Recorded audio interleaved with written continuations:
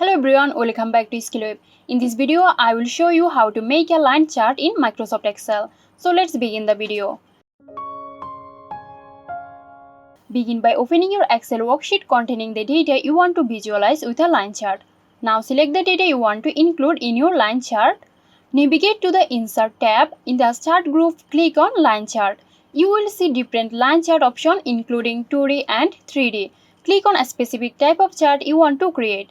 Excel will insert the line chart into your worksheet. You can customize your line chart by right-clicking on various chart elements. That's for today. If you found this video helpful, give us a like and subscribe to our YouTube channel for more interesting videos.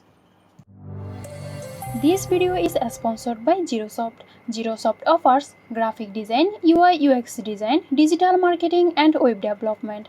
Elevate your brand with Zerosoft today. For more details, check the description box.